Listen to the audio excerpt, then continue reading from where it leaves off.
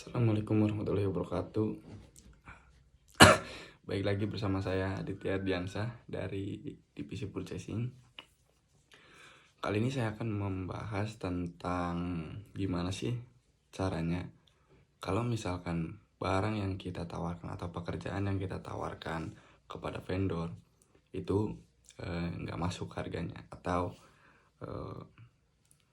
kurang pas atau si vendor ingin menaikkan harga atau menawarkan harga yang lebih tinggi dari harga standar yang kita punya.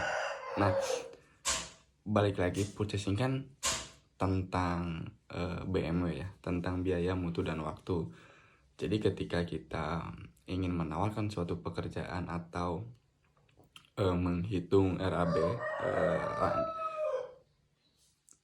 kita harus menghitungkan atau memperhatikan 3 aspek tadi. Nah, masalahnya gimana kalau misalkan vendor itu tidak masuk harganya atau menolak dengan harga standar kita.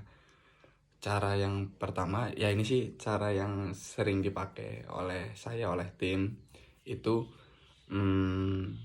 menanyakan di bagian mana atau di titik mana si vendor tersebut tidak masuk harganya. Umpamanya biasanya sih ada di pekerjaan main gate, karena main gate itu kan itemnya banyak. Nah, ketika misalkan di main gate itu si vendor nggak masuk harganya, kita tanya nggak masuknya di mana.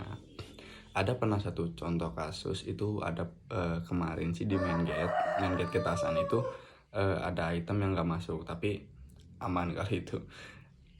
Kemarin tuh ada pekerjaan aspal. Di aspal itu kita ada spesifikasi HRS hot mix tebal 4 cm.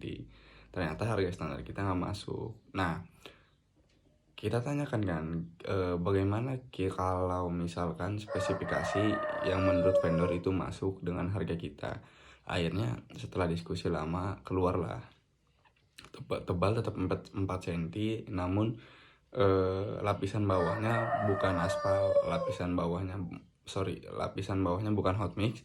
Jadi si hot mixnya cuma 2 cm di atas, tebal 2 cm di atas, tapi bawahnya 2 cm juga. Nah, ketika mendapatkan informasi spesifikasi tersebut, kita harus konfirmasi juga ke bagian lapangan, bisa ke pengawas, ke site manager, atau bahkan mungkin langsung ke project manager untuk diskusi terkait aman gak sih kita kalau misalkan pakai spek yang vendor tawarkan atau yang vendor sama kita setujui dengan harga yang udah ada, itu aman enggak. Nah, kemarin pas saya tanya ke project manager, ternyata aman. Yang penting lapisan bawahnya 2 cm, lapisan atasnya 2 cm. Akhirnya keluar keputusan kalau misalkan ya udah dengan pertimbangan teknis yang aman, artinya pertimbangan mutunya kita tetap dapat, mutunya kita tetap bagus, tetap oke, biayanya juga kita oke, waktunya juga oke. Ada lagi satu contoh kasus ketika kita mengerjakan crossingan, ada sebuah improvisasi dari teman-teman purchasing. Jadi yang awalnya kita pakai deker, pakai cor-coran, pakai beton, itu mutunya memang bagus, dari segi biaya juga murah, tapi dari waktu agak lama karena harus menunggu umur beton dulu. Akhirnya kemarin ketemu, kita trial pakai UNP, pakai besi kanal UNP, itu waktunya cepat, mutunya juga bagus, dan ya biaya juga bisa bersaing lah dengan deker. Akhirnya kita tawarkan ke vendor, dari yang tadinya pekerjaan deker jadi pekerjaan UNP. Akhirnya vendor juga tidak keberatan, tanpa di kitanya juga nggak ngilangin biaya, mutu, dan waktu. Itu sih.